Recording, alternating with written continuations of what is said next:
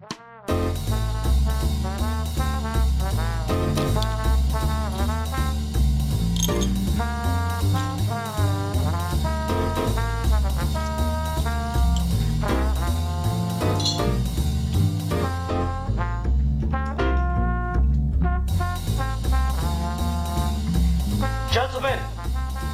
the time has come once again to discuss things.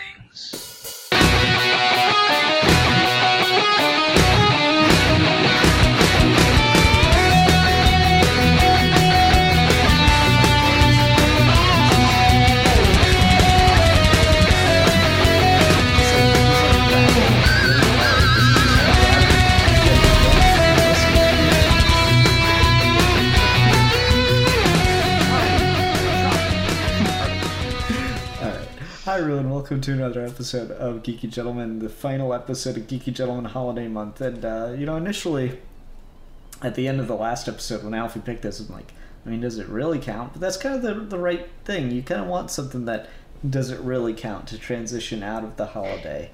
So, Alfie, what are we reviewing today? Today we are reviewing my favorite movie of all time. And yes. I say that without hyperbole. That is Spider-Man Into the Spiderverse. Indeed.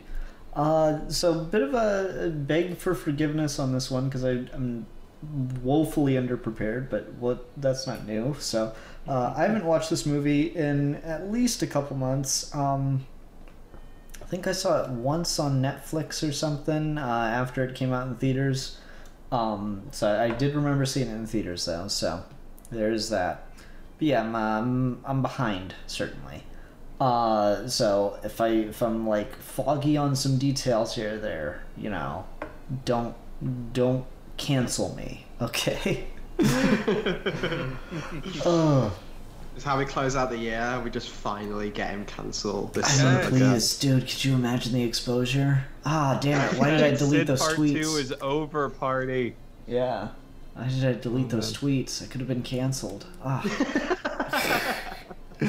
that's okay because like Alfie, this is one of my. It's certainly my favorite superhero film. I would say. I would argue it's like one of, if not like the best fucking superhero movie. It's so good, and it's become one of my like go-to.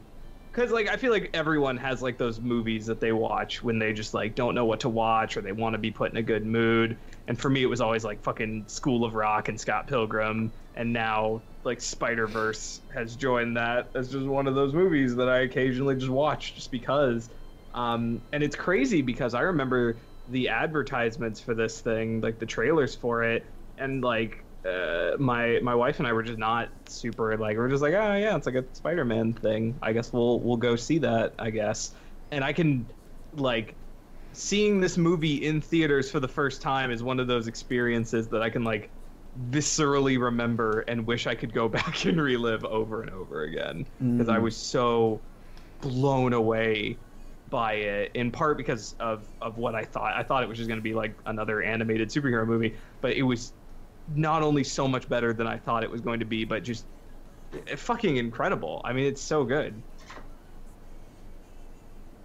Yeah, it's one of those things where when it first got announced, I was just immediately hyped because I have the opinion that superheroes suit animation inherently more than they do live action.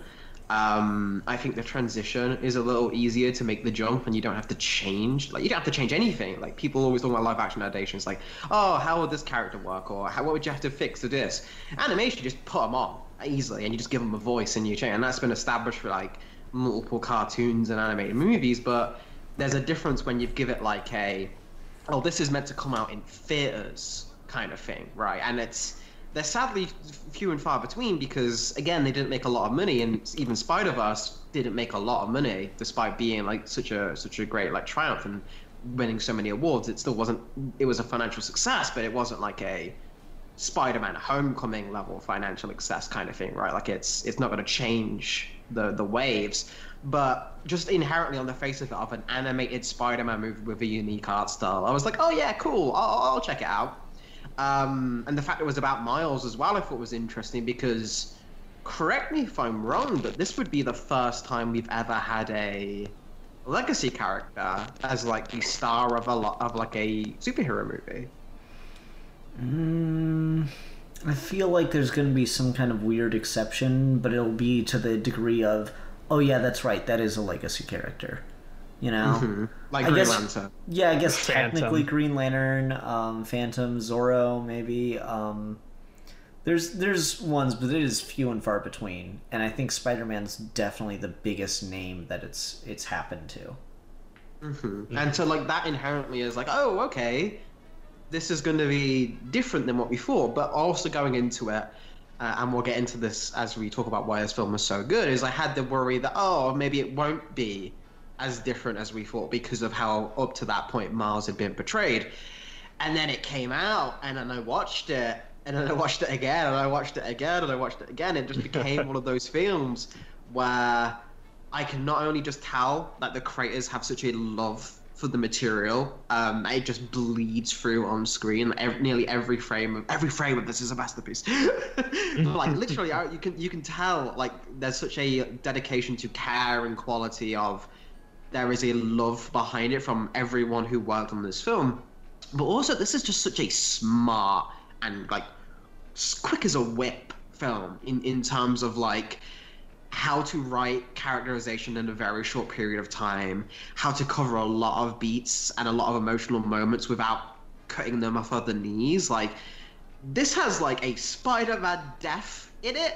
And yet it's not the point of the film. This isn't the death of Spider-Man. It's like the first 20 minutes and Spider-Man dies and then we move on. But also it's not like, oh, that was... Like, you feel it in the moment. Like, it actually does get an impact. So there's so much about this film that really, really is kind of... For anyone who's like a writer or wants to learn how to do pacing really well, I think this is like a masterclass on that.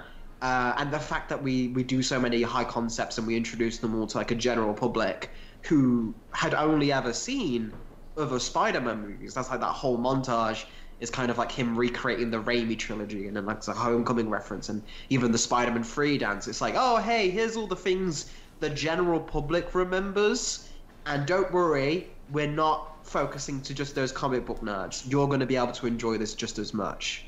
Mm-hmm. Yeah, for sure. Okay, here we go. Alfie, you're my friend, and I love you. This movie's alright. I like how you prefaced it to me, but then Matt's the one who's like, I'm a fucking... No, I'm kidding. I'm kidding mostly. No, I mean, I think it is a very good movie. I certainly, like, in the moment, in watching it, all the emotional beats really do hit for me. I think it is a very well done film, and it's weird for me because I definitely like Spider-Man. Besides maybe Black Panther, Spider-Man's my favorite Marvel character, I think. I'm just not much of a Marvel guy, you know? Like, it's not that anything in this film doesn't work for me, it's just that I don't have, I think, a really deep-seated emotional connection to it.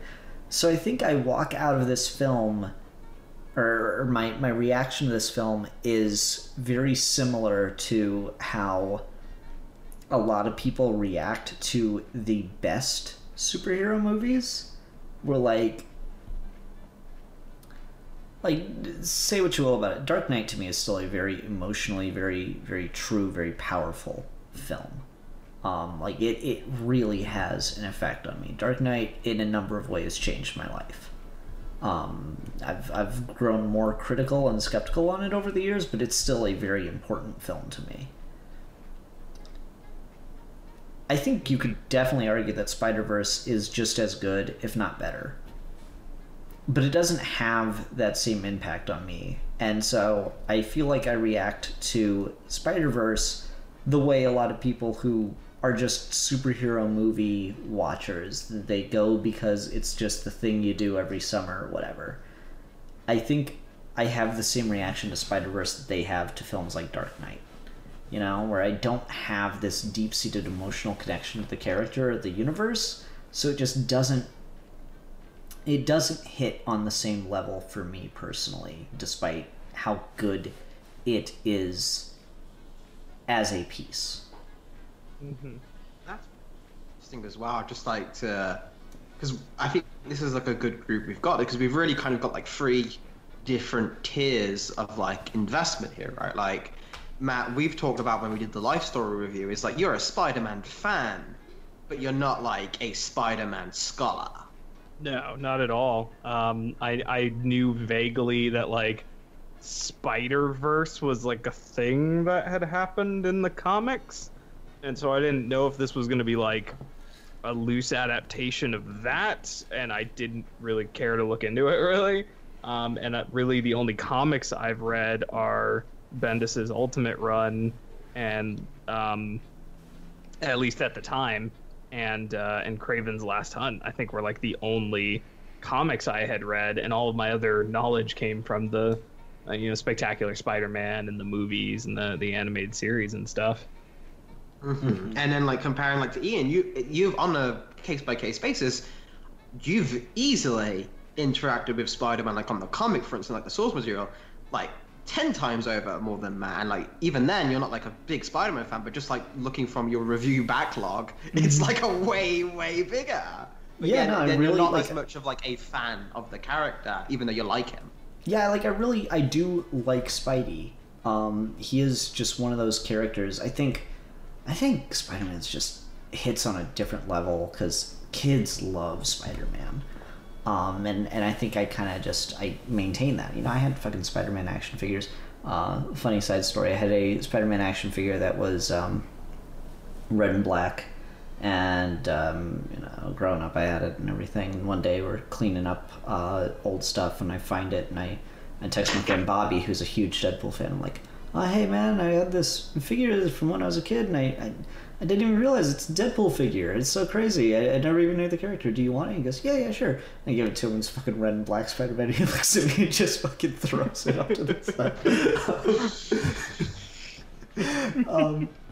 Anyway, yeah, I don't know. Like, I do legitimately like Spidey. I am legitimately interested in the universe. And so, when I was doing comic reviews and trade talk and stuff, that was... What I would often do is I'd take a character that I had a passing interest in, and I would deeply invest myself in stories featuring them. And I would see if that developed a love for the character, because I had a passing interest in Green Lantern. And the guy at my comic shop started like telling me how to do the Jeff Johns run. And so I read the Jeff Johns run with his guidance, and now I'm a huge Green Lantern fan, because that's how I get into a character. Is I'll start to read sections, like I'll find the thing that interests me and I'll start to read through sections of that stuff. And so I did like a bunch of the Venom Spider-Man stories, and maybe that's why I'm not a fan. I don't know.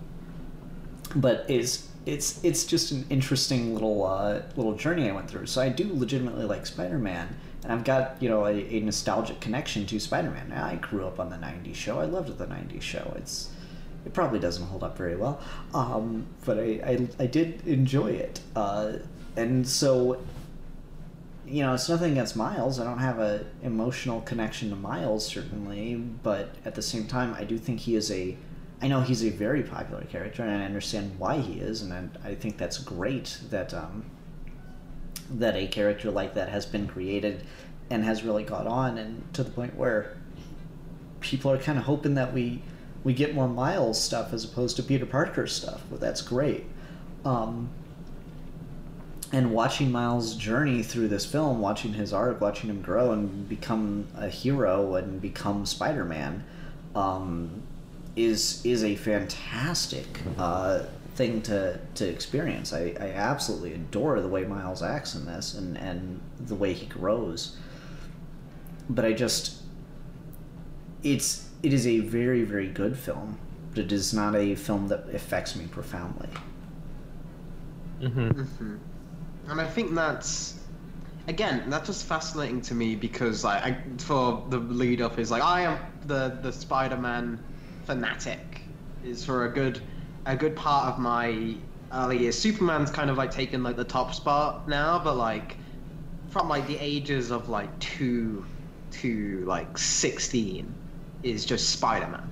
It was just Spider-Man was my guy. Spider-Man was just the thing I lived and breathed. Spider-Man. I wouldn't go to my mum wouldn't be able to take me out to go to the shops unless I was wearing my Spider-Man like little onesie. I refuse to leave without it. Like I had like holes in it. I was ripped, but like I refused. I would not leave the house unless I was Spider-Man. I've built multiple Spider-Man cosplays. I'm building a Spider-Man cosplay right this moment. Like it is a character that is out of every fictional character, even if he isn't my strictly favorite anymore, even though he's still up there. He is without a doubt the character that has affected my life the most. It is the character I see myself the most in, and it is the character that I'm probably always gonna be associated with in some way, shape, or form, despite the pain that comes with that, as shown by Peter B. Parker, which makes this film hit on a whole other level lately. But I took it like a champ. There's like a whole YouTube channel that's called Peter B. Parker saying things while the opposite is appearing on screen. It's just like the whole movie. Like, so there's stuff like that, which is, again, I'm always gonna get like a little bit more of an investment or like a kick from Spider-Man because it gives me that connection. But the thing that really impressed me about this film, and the thing that really like got me, is I'm one of those snooty like comic fans who are always like, oh yeah, well, you know, it did a good adaptation, but there's things here that are different and different and different. This is the first time when I've gone to a superhero movie since really, I guess, like, if you count in like all of them, like Mask of the Phantasm as like a lot, if you count like something that was in theaters. Mask of the Phantasm for Batman was just like, oh yeah, that's Batman on screen. And I'm not gonna count like the rest of the animated movies or anything like that. Just like the one that came out first. Is that, oh, that's Batman. There's no ifs, ands, or buts. That's Batman. This is the first time where that happened to me with Spider-Man. And it happened like twice. Is what is the insane thing. Is like when this movie opens and you see the first Peter Parker, I'm like, oh yeah, that's Spider-Man. That's perfect. But then he dies. And then the second Peter Parker comes off, and you're like, oh no, this is Spider-Man. This is the Spider-Man we truly remember the most. And then even more so than that is it's comic accurate in that the personalities are correct and like we're doing, but it's also not beholden to it. If the comic thing was bad, it doesn't copy it.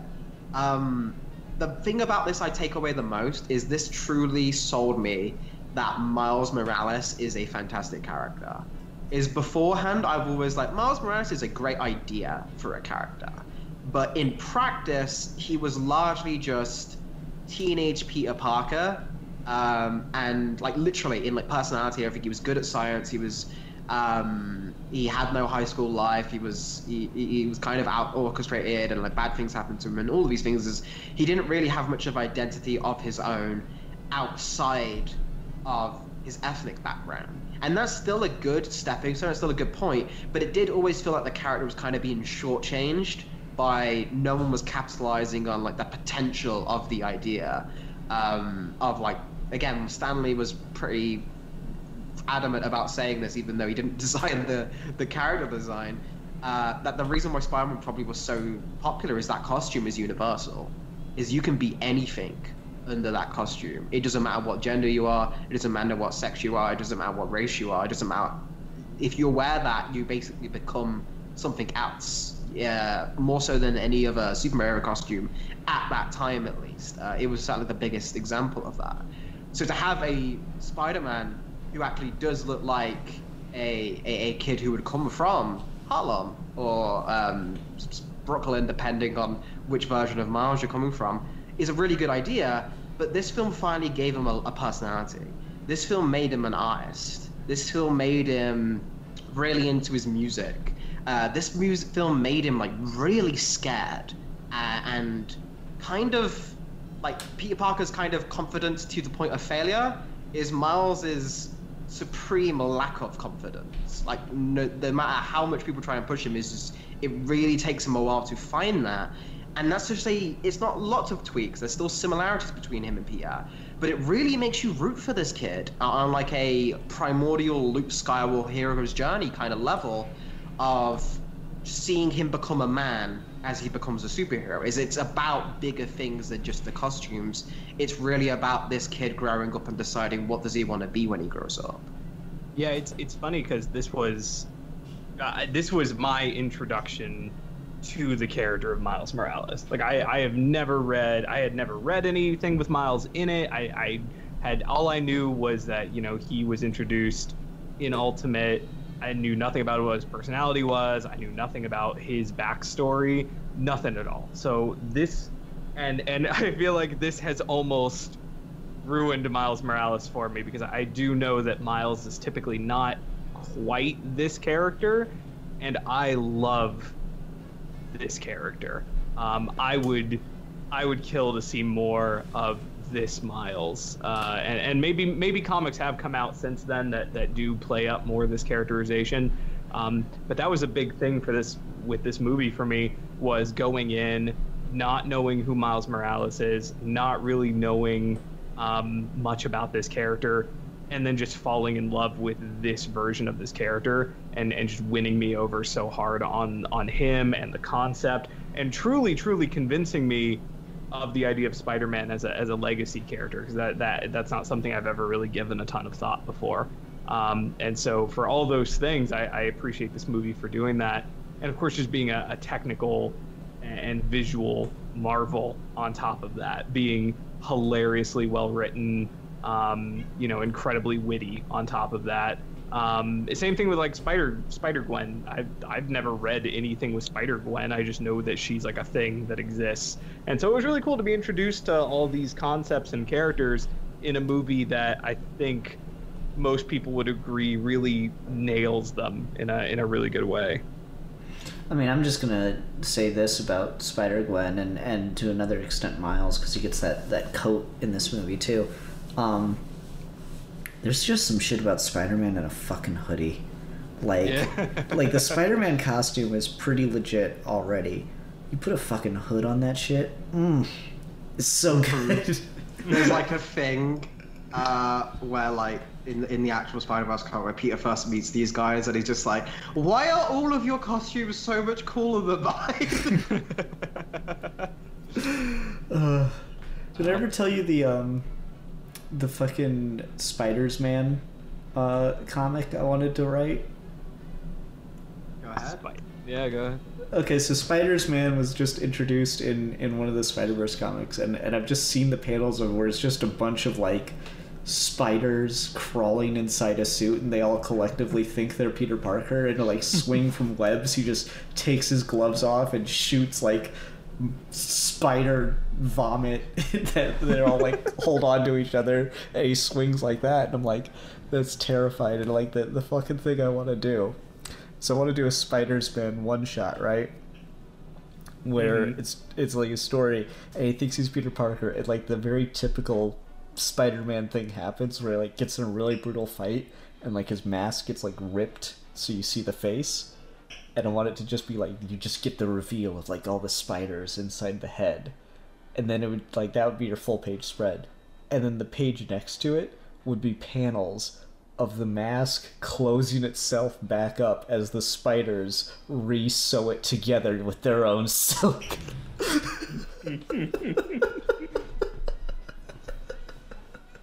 I'm down. That sounds hype. Yeah, that's just pretty the legit. That's the fucking scene I want to do with Spiders-Man so badly. Spider-Verse 2 gives me Spiders-Man. It will officially be the greatest film of all time. They won't have the balls, but if they do it, I'll be there for it. No one has the balls to animate Spiders-Man in a film for children.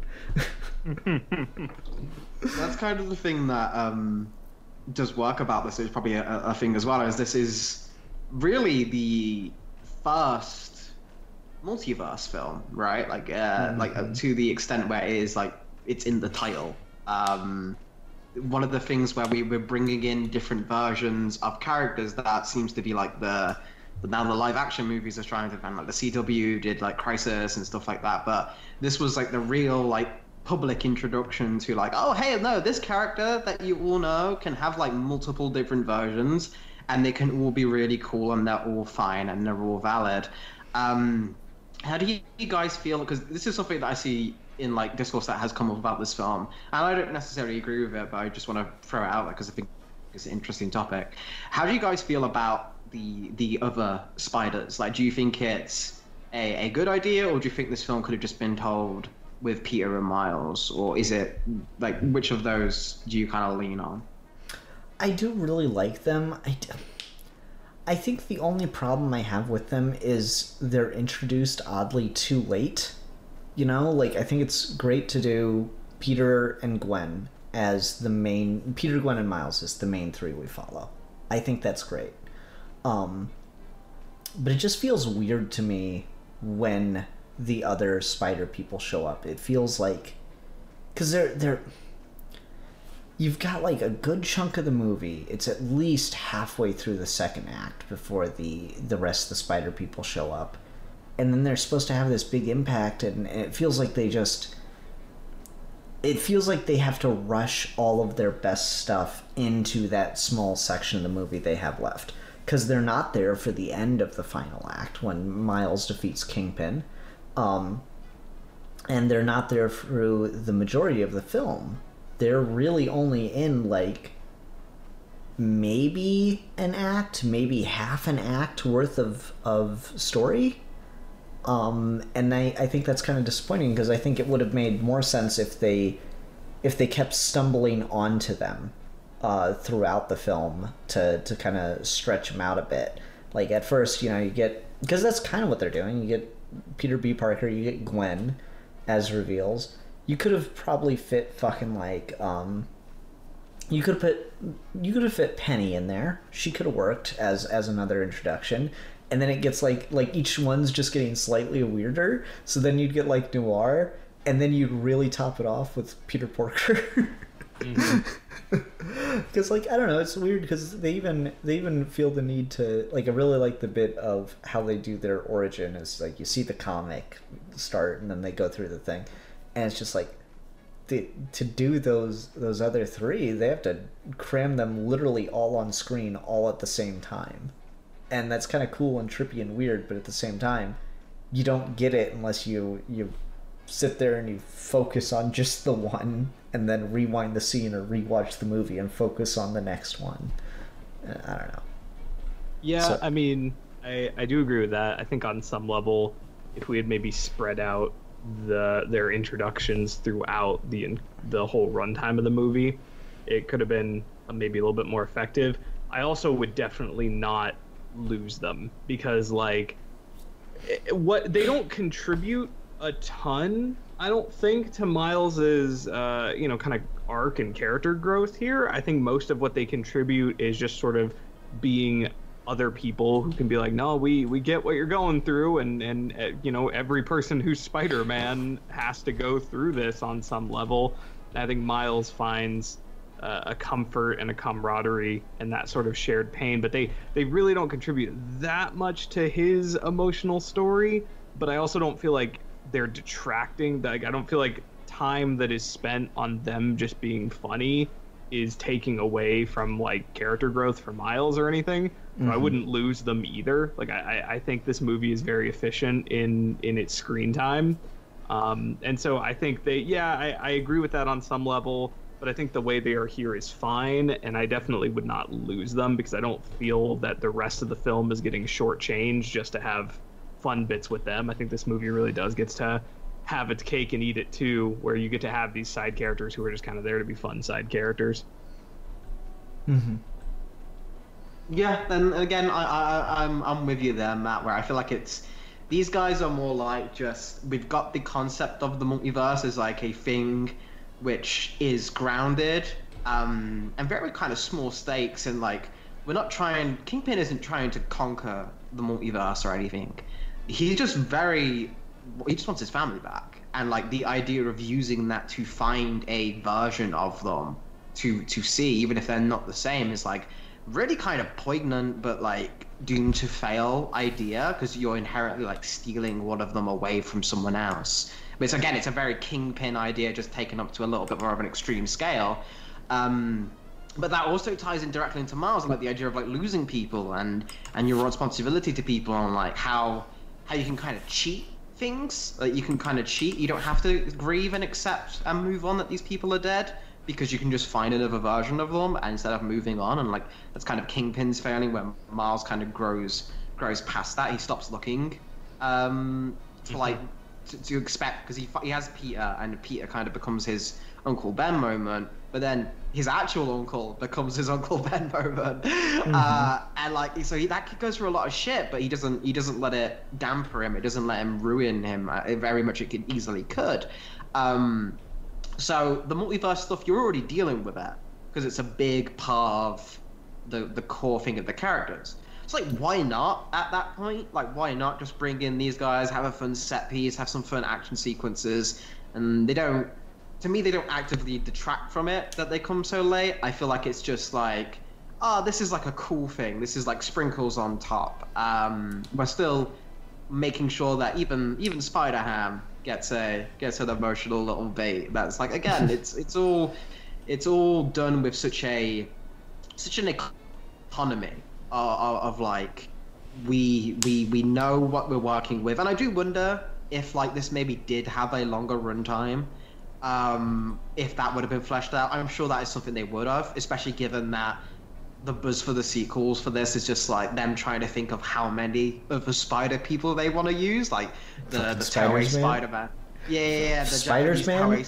No, I want Spiders Man. I want the fucking the human spider, or what was the fucking where he becomes spider werewolf? Man spider. There we go. I want man spider. I want like just fucking crank up that Ditko horror vibe. God damn it. Bring in Ditko Spider-Man, and he exclusively talks in like 60s angriness. Like he talks like Steve Ditko, and he only has a black and white morality. Give me a fucking like version of Spider-Man that kept the symbiote. Be fucking dope. Yeah, like again, there's stuff like that they're talking about that they wanna. That's what the Seed want to do. So I do get the feeling that they wanted to do more, but they made the right choice in that they focused on. No, Miles is our main character, and Peter and Gwen are kind of our two secondary protagonists, but they're all there to surface Miles and Miles' journey. So that I think is a good call and all of that. I'm gonna ask you guys then, because I kind of brought up a little bit. How do you feel about the villains in this? How do you feel about Kingpin? How do you think about Liv, who's a genius? Liv, so good. I love him. It's funny because I knew Kingpin was voiced by Liev Schreiber, and the minute Kingpin walks on screen, I'm fucking sold. I'm like, yes, like character design. Just to the fucking stars. So goddamn good. Like, gold fucking medal to whoever pitched that Kingpin design, because it's so fucking good. And like, his voice is so bizarre. It's so strange for Kingpin, because you're used to him being this more like, at least if you watch the animated series from the 90s, you're used to that voice, that like really sophisticated voice. And as soon as he's got that line where he's like, kill that guy. Like, like I don't even care anymore. You've sold me on this character. Like, this is amazing. That whole meme of like, how's business, Kingpin? Booming. Business is booming. I love Kingpin. I think Liv is fucking inspired. She's great. The one that really stands out to me, and again, this was my introduction to this character. How cool is the Prowler in this movie? He's like fucking Spawn, man. Yeah, like his fucking gauntlets, his cape, and then I can't get over, because like I could gush about the sound design in this film all day, but the sound design for Prowler, that creepy roar, and the semi-diegetic roar that plays into the music whenever he's on screen, it's like, fuck, it's so good. Like, he's legitimately terrifying when he's just like barreling down the like subway tunnel towards Miles, and you just hear that like, it's like, it's so good. The rest of them are just kind of like, you know, like Scorpions, just kind of weird and fun. And like Goblin. Scorpions in the movie? Yeah. Oh, that's right. He's just like one of the ones that attacks the house. That's right. Yeah, I told you, and you jumped at me anyway. I told you it's been months. Yeah, because it's fun to bully. Ian. It is. Yeah, and then some of them are just like Scorpion and Goblin, and they're just kind of like there. And it's got dragon goblin design, and I think that's the first time that version of Goblin's ever been put on screen. Maybe Ultimate Spider-Man does it. Yeah, you're right. Well, at least on the big screen, like he's showing up in like the cartoons and like the games and stuff. That's such a better design. I like that so much more than fucking Halloween mask Goblin.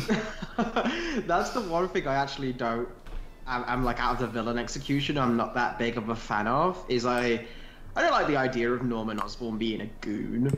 I don't like the idea of the Green Goblin being like a henchman for Kingpin. That doesn't track to me. I thought that's like a weird choice. You could have had that just been like, fucking like that's a good Rhino or point. something. Yeah, but I think that's weird. I think that's just them, because again, this is meant to be like Ultima. It's them like, well, Ultimate Peter died in a fight against Ultimate Green Goblin, so we're just gonna bring those two in. But like, I don't know. I feel like you could have. If you're not going to make him the main villain, don't use him, is kind of thing. It'd be like if the Joker was like working for Penguin. It'd be weird. See, I actually don't mind that. Like, I'm perfectly fine with the Joker filling that role on occasion. Because sometimes you gotta be a supporting actor, you know? You gotta pad out that resume. You can't be the star in every show. Yeah. It's so funny, like, I used to, like, after this movie came out, I would like see people talking about it like in the fandom and on like different sites like Twitter and Tumblr and stuff like that, and I would see people like big into shipping fucking Liv and Aunt May. I'm just like, why the fuck are you shipping these two? Is it because she calls her Liv and that's kind of weird that she calls her that? Like, why the fuck? And then when we were doing Life Story, and I was just like, oh wait, Doc Ock and Aunt May, that like happened? That was like a thing? And so now I'm just like, oh my god, Aunt May, Spiderverse lesbian, the collusion confirmed. Like, fuck. And so now I get it, and that's kind of fun. I was just like, huh, that's weird. That's just like a weird thing the fandom latched onto. But I was like, oh no, that's like a thing. Yeah. No, I really like that ship. I thought that was one of the more clever ones. But that's fucking great.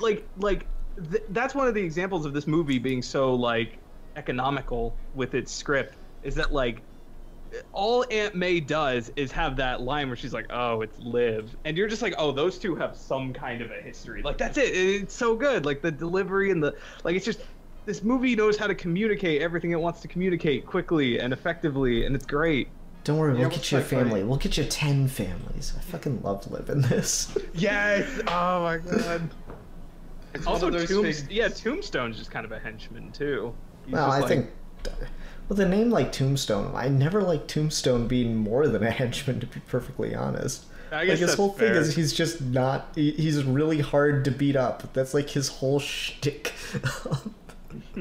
Yeah, Spectacular is the only time that ever happened, and it was only because they couldn't use Kingpin, so they just tarred Tombstone into Kingpin. Yeah, it's fucking... But the funny thing about the Liv thing that it implies is like... So that means... Liv tried to marry Aunt May in like a real estate scam that Spider-Man had to fall, and now I want that as like an animated short because that's fucking hilarious. Just image like someone recreated like the cover of just them both in bridal grounds and like Spider-Man like bashing through the window like, oh yes! It's like it's just inherently, it's already ridiculous when it's fucking Dr. Octopus, but when it's like hot young Dr. Octopus, it's even funnier. Oh man, poor Aunt May. Poor Aunt May's been through too much. Yes. That woman's had cancer like at least 7 times. But Aunt May's another example of a character, a supporting character that's really good in this movie. I think, I mean, pretty much even characters like the spiders who don't like contribute a ton to like the really weighty, thematic character stuff. They're all still really great, all still super fun. I mean, it's some top-notch writing and filmmaking going on here, and that's before even getting to like how like amazing the animation is just on its own. I mean, it's incredibly visually spectacular. This is definitely one of those movies where I'm just like, I'm so glad I saw this on the big screen because it just looks phenomenal. The animation is absolutely astounding. I love what they do with it. Really great innovation in that part. Yeah, I mean, you should know even more than I do. I mean, because you do like 3D animation, so I mean, I'm sure there's a lot here that I wouldn't even. I do 3D animation in the same level that Alfie does film editing. I mean, still, that's more than I do. Hey, when you're being self-deprecating, don't bring other people into it. I asked for consent, folks, but he is 100% right. No, no, it's absolutely a beautiful thing. It's funny because like the probably the most striking thing about the film is the frame rate. Like the character models aren't exceptionally exaggerated. The nothing about the like environments are particularly weird. They look really cool and really they're very well laid out, but nothing about it is like a distinct visual style that just jumps off the page. It's not like Tim Burton kind of thing, right? But at the same time, the strangest thing about it is the thing that makes it very visually distinct is the fucking frame rate. It's the strangest thing. I can't think of any other time in film where the frame rate is the most noticeably like trademark thing about it. It's kind of funny. So just yeah, no, it's just that's all I have to say. It is a very, very interesting choice, and it sets itself apart in a major way with such a very particular choice. What I love about that, and this is just again like super nerdy, but like why I think that's such a good choice for Spider-Man is that's kind of what set Spider-Man apart art-wise originally. Is Steve Ditko kind of has a different frame rate than Jack Kirby. Like, it's super weird to look at comics like that, but like if you compare them how they like portray movement, Spider-Man's always got this kind of like, he's always on the wall. Like again, like how a spider moves. If you see a spider run, it like stop and it'll go, and it does something to your brain. Your brain's not used to something moving like that. And Spider-Man being such an acrobatic character, being so much of his power set is just focused on dodging and then like circumventing and just all about kind of the movement. And yeah. Oh man, I'm trying to get through a review without one Dragon Ball reference and it's impossible. But it's one of those things where it really helps with Spider-Man, particularly as a character who is grounded in that weird kind of quirky style of movement, to really emphasize that on like every technical level, not just in the frame but also like the poses and like the angles and the weird way the body can contort, and it's kind of slapstick. There's a lot of slapstick comedy in this film which really fits Spider-Man, because he's the awkward superhero. He's the one superhero that you could fundamentally buy slipping on a banana. Like, despite having an early warning system. Like, it's so fucked up and it's so perfect for him. So that's really great, but also with the frame rate specifically, is, again, such a smart film. They take that and they make it so that Miles is animated on fewer frames than everyone else until that "What's Up Danger" sequence, and then he gets the proper frame rate, and now he's made it, and now he's Spider-Man, and like that is such a, you won't even notice it when you're in it, but you feel it. You really do feel like when, like, this is the difference between experience and and strength without needing to tell anyone. It's just how the character moves. And also, I think that's a good segue to like that whole sequence is without a fucking doubt the best superhero puts on the costume for the first time and then goes out moment of all time, right? Mm-hmm. Oh yeah, for sure. It's the fucking music that does it. It's got just such a fucking the feel to soundtrack it, to man. this is the soundtrack all over the place is incredible. I mean, absolutely incredible. And yeah, that song just kills it. It's great. Mm-hmm. It's like we don't make music videos anymore, so all the music video directors just started making movies, you know? Just like, okay, I've got this one idea for like a really fucking hype moment that'd be great in a music video. Guess I'll make a movie around it because no one fucking watches music videos anymore. Oh, so good.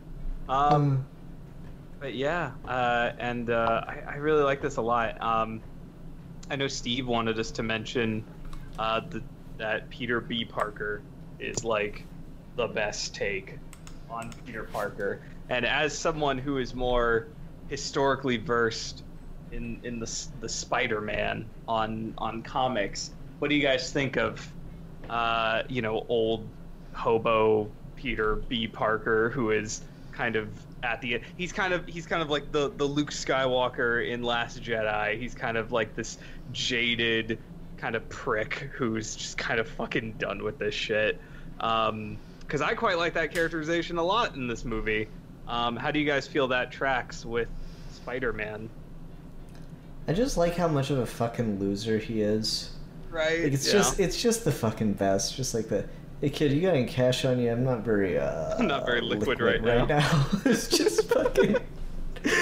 He's like this old fucking loser, and it's just the best. Like, that's the thing I love about Spider-Man. Is like legitimately, the only thing that could improve Spider-Man is if he was in the DC universe, because like he's already incompetent compared to every other Marvel character, but like he is on a different level of incompetent compared to DC characters, and that would just add to his shtick so fucking much. It would be great. I would love it to death. Mm-hmm. And I think what Steve's getting at with like the Peter B thing, because you're right, is 100% like how Spider-Man works. Kind of like a general misconception with Spider-Man. It's like Spider-Man's like the teenage superhero, and like yes, that's like the most famous thing about like his story. Is that's what set him apart from the mold, as he was the first sidekick-aged superhero who wasn't a sidekick. His whole thing was that he was just a superhero who could be you. But you get to the end of that Steve Ditko Lee run, and like you get to the moment where he lifts the heavy thing, and he gets the cure and he saves Aunt May, and like if this be my destiny, in the moment, that Homecoming reference, and like every other Spider-Man thing of all time has a moment like that. At least the majority of them do. That's when he grows up. That's when he becomes a man's effective. That's his Luke Skywalker saving Vader moment. That's his arc of being a teenager done. And then he goes to college, and then he meets Gwen, and like for the next majority of the character's life, like 60, 70 years, he is just a young adult. He's not a teenager. And what the problem with modern Spider-Man became is a lot of writers want him to be a teenager again, because they're like, oh, we can write new things with that, but like we aged him up, so now we're just gonna have him act like a teenager when he's like a 27-year-old man, and it's just really awkward. Truly and, like, the not most relatable character then. Yeah. it's just not fun. So that's kind of why Miles coming in is not just such a genius idea for representation, and in of his own right, even just divorced from Peter, Miles is a fantastic character in this film. But how he helps Peter is now we don't need to force Peter to be the teenage Spider-Man. We have that. We have that character now. So now we can do the almost equally interesting thing of, all right, so Peter's like late 20s, early 30s, married, got a kid on the way probably. what does that look like? How does that write as an ongoing? What's like that thing? And like that is kind of a market in superhero comics that is kind of, because when you get to a character like that age, like a Superman or a Batman age, they're kind of just like sorted, that they've got it all figured out. The thing that makes Peter B. Parker in this movie work so well is he fucks it up. His life goes to shit, and it's through no like supervillain scheme. It's just like he couldn't stop being Spider-Man, but at the same time he let his own fear of other people getting hurt and like his fear of not wanting kids destroy his marriage. And like, shit, that's a real thing. That fucking happens. And like, he's not a bad guy for that. And Mary Jane's not a bad guy for that either. It's just like, that's a shit thing that happens that you don't normally get to see in superhero fiction. And being able to explore things like that with the character of like, let's focus less so on the youth aspect of Spider-Man and more just on the growth aspect. And you never stop growing. You'll always be changing, like no matter what age you are. So like the idea of like his Peter B. Parker showing that when he's like 40 is just fantastic. And like you can do that for as long as you want. On an ongoing basis, I don't think you want to make him that old just yet, because you want to have like, you want to show the divorce or whatever shit you throw at his life.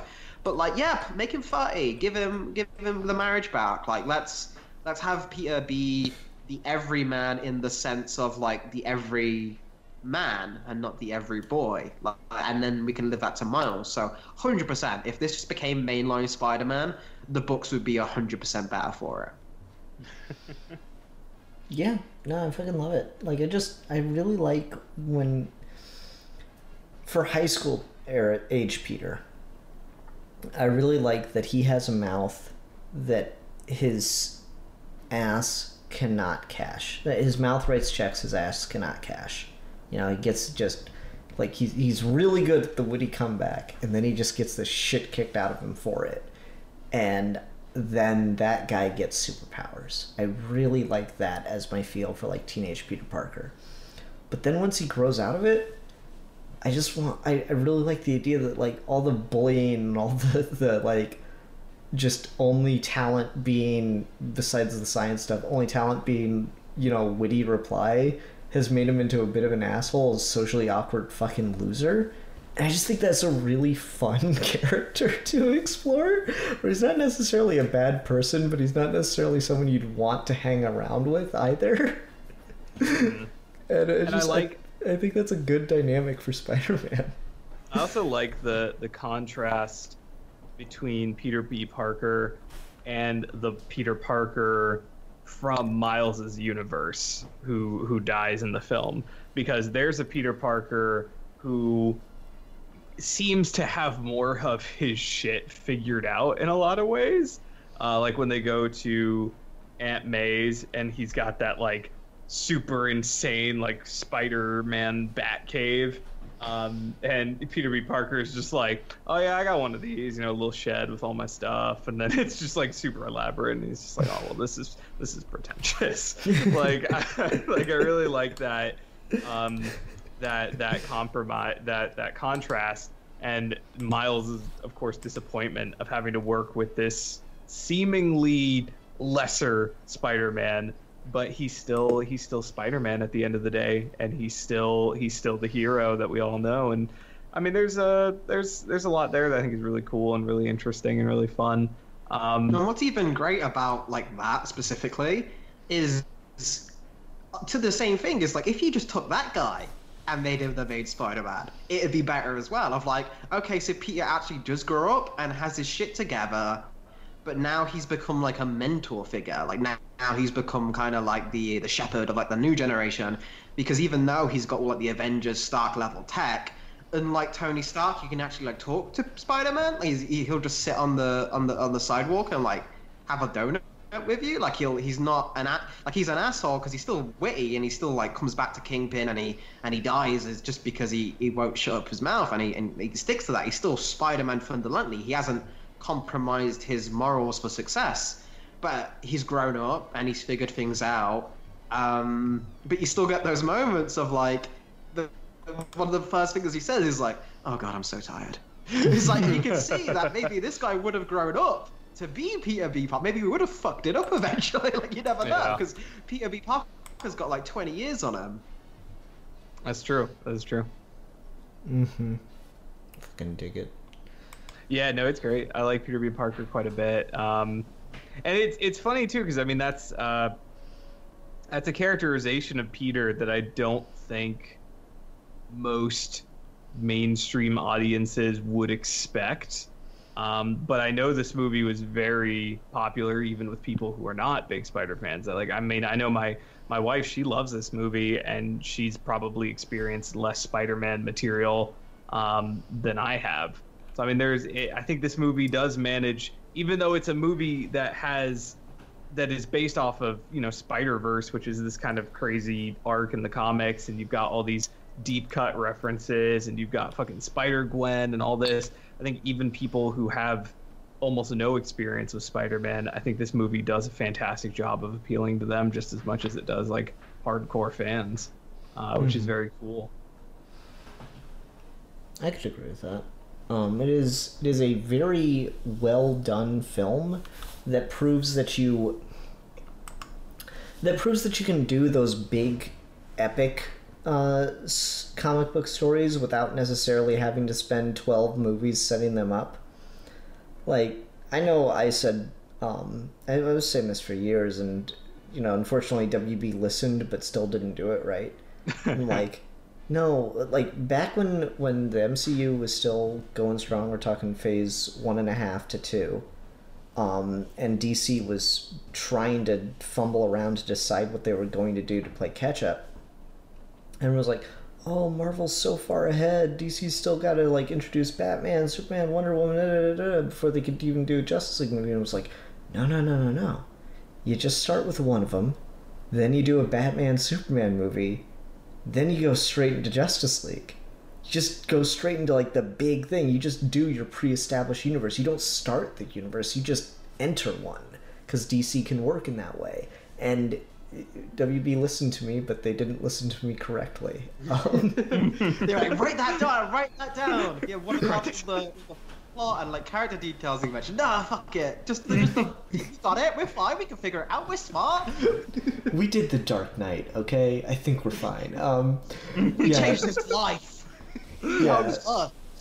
Yeah, exactly. Like, that's the thing though, is you can just, as long as you present it in the right way, it is so easy to step into the world of a comic book, because all you need to do is certain things just are the way they are, and you don't bother explaining them unless they're actually important.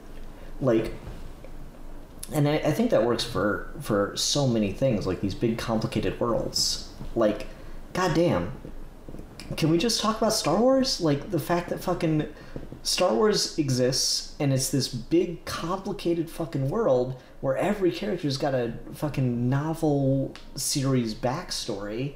But you know what? It's fine. Because it doesn't matter for the moment that you see them on film.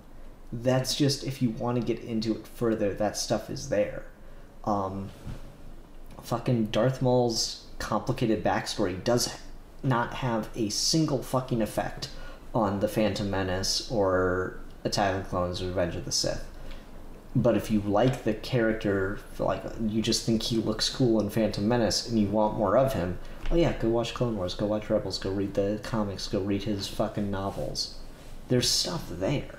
And I think more superhero movie stuff needs to do that, and I think this does it really well, where it's like, oh yeah, you want to fucking, we'll just put Spider-Gwen in the movie, and we'll give you a brief little, like, here's her thing, just so you know what's going on with her, and then if you want more Spider-Gwen, bam, there it is. Just go read that.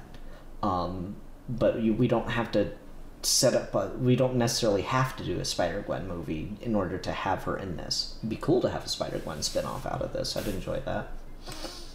But you don't need it.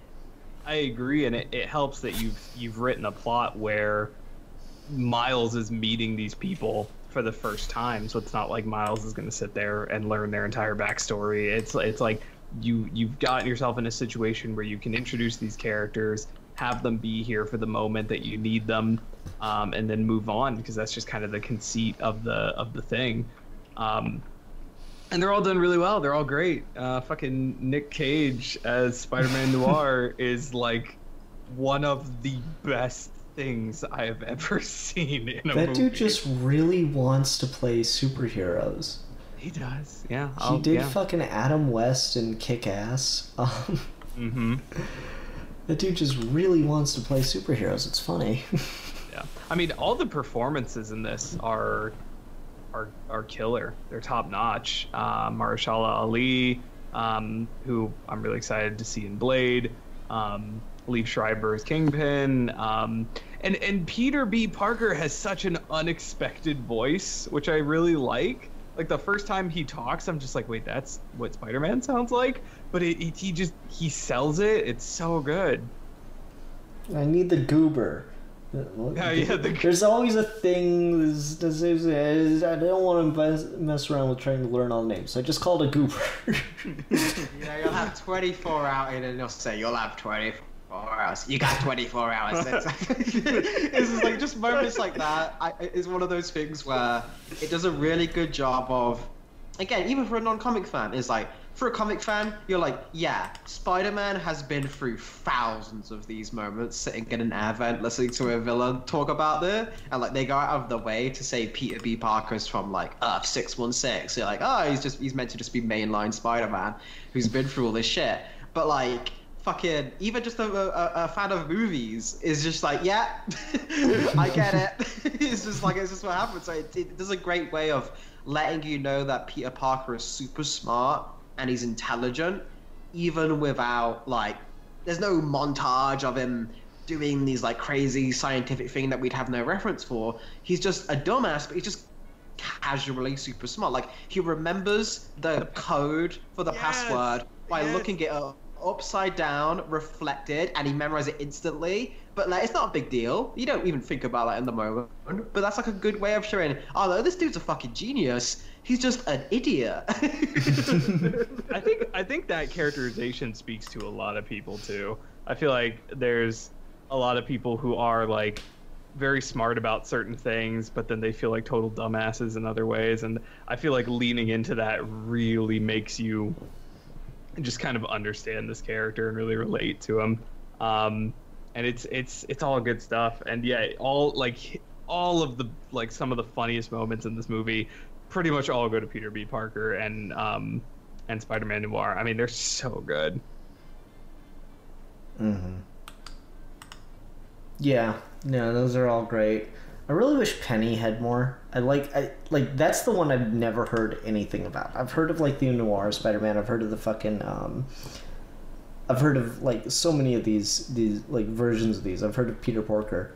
I'd never heard of Penny Parker, and I've really liked her dynamic of just being really fucking weird. Parker is fucking. I feel like I have to speak since Steve's not here. Penny Parker, the one who was either created or fucking co-created by Gerard Way of My Chemical Romance. And it's so fucking cool to see her here and to see one of his creations get a little bit bigger because of being in this movie. But at the same time, you are right. I think she has kind of the least... She's the one who's... Maybe wasted is not the right word, but she's the one who I feel like it's like the least cool, like fun bits to do. Like obviously she's the one who remakes the Goober, and that's very important, but I feel like Spider-Ham and Spider-Man Noir get a lot more like fun moments than she does, and that's kind of that's kind of lame. Yeah, she doesn't get like a fucking Rubik's Cube to look at and just be confused by. Is this purple? As a I man don't understand who is this, but I will. Spider-Man Noir is the most relatable Spider-Man. So good.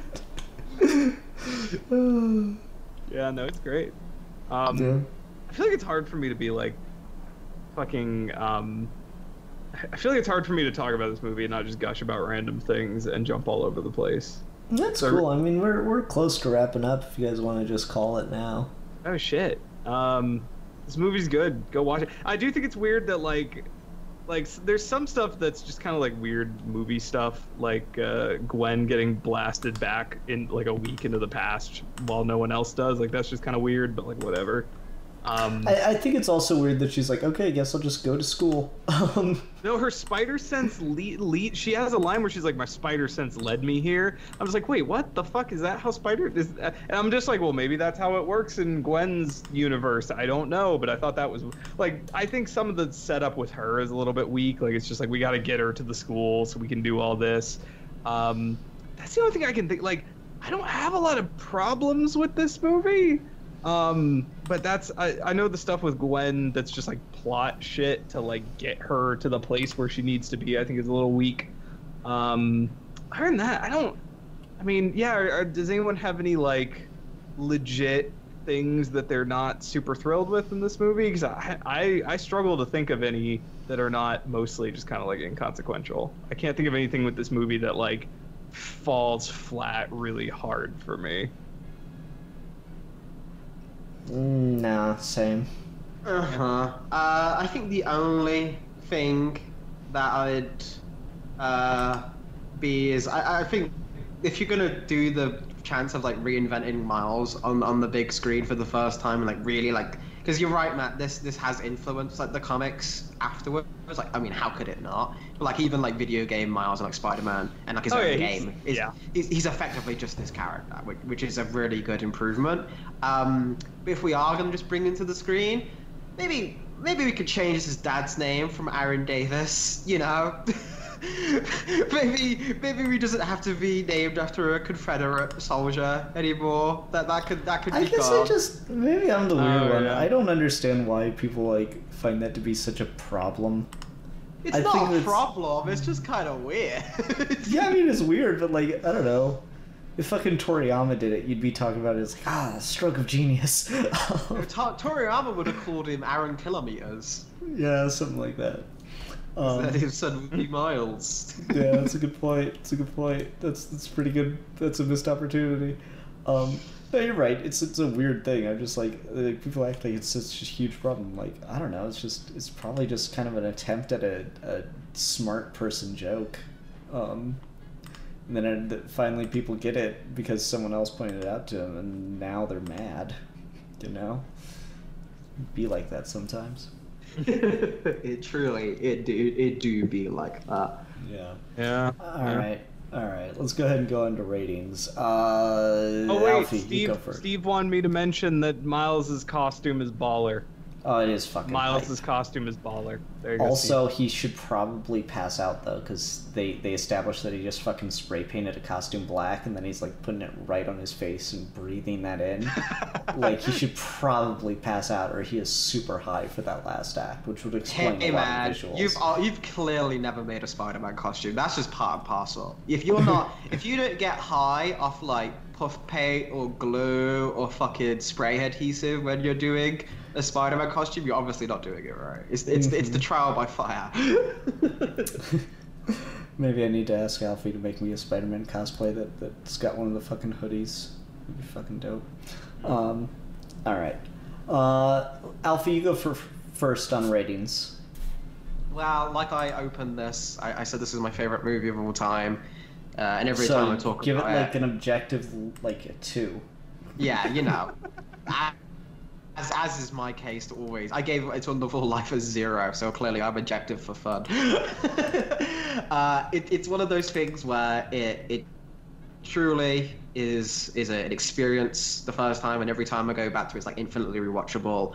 I'm so happy this film exists. I'm so happy so many people love this film, and that it has kind of, even though it hasn't had like a financial impact, like it is affecting how people perceive the character. And a whole wave of cosplayers came from this, of like people doing like the spider sonas for a while. I was on Twitter. It was like artists were making up their version of what would their Spider-Verse character be.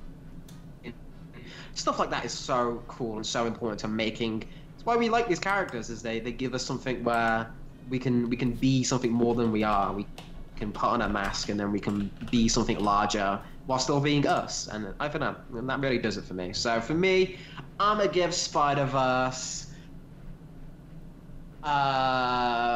freaking 3,000 crawling spiders under Spider-Man's mask.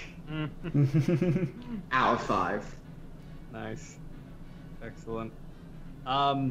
Yeah, I agree. I feel like, and I mean, maybe Alfie's more qualified to judge this than I am, but I feel like I feel like this has had nothing but a positive effect on Spider-Man, like Spider-Man's perception in the public consciousness. I have really nothing but good things to say about this movie. It made me really love this character who, obviously was not totally this character before, but again, I just find it hard not to talk about this movie without rambling about how much I love it. So I'm going to give it 6 out of 5 pairs of fucking badass Prowler metal gauntlets. Cool. Yeah, like, again, I think it is a very... Oh, shit. No one talk.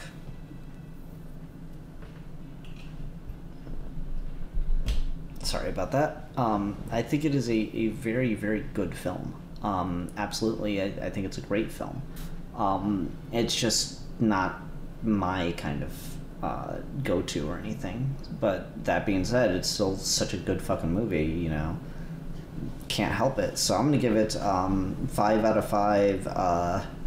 You're not allowed to like my haircuts. Yeah. Oh man, I should have done 5 out of 5. Hey. Shoulder touch, man. Nice. All right. Well, everyone, thanks very much for watching. Whose turn would it be for next week? Does anyone know? I think it's gonna be Matt. Would it be Matt now? Okay, Matt, we need a discussion topic. Does January have any sort of like special? January is nothing special. We're free until April. Oh my god. Can we talk about the year of 2020?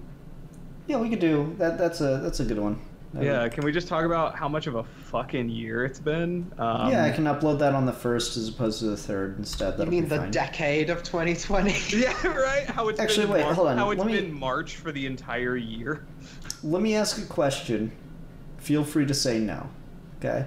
Okay. Does anyone have anything going on fucking New Year's Eve? Is anyone planning anything this New Year's Eve? I'm pretty sure...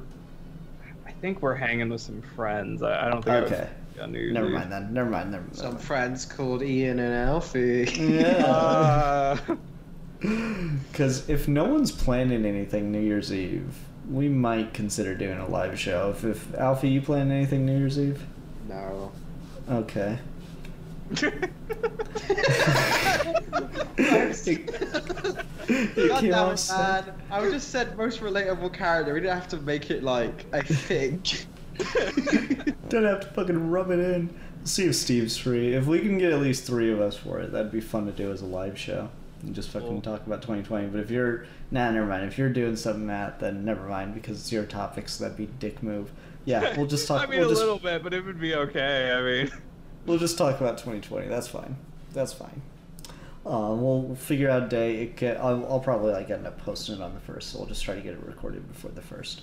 All right. Well, everyone, thanks very much for watching. Until next time, I'm the Philosopher. I'm the Spider-Man erotica lover. Oh man, I'm sure you can find plenty of stuff for that one. Oh yeah. And I'm Seahorse. Fan of Seahorse. Making it work. And we are your geeky gentlemen, and we will be discussing things. You're trying to start a riot.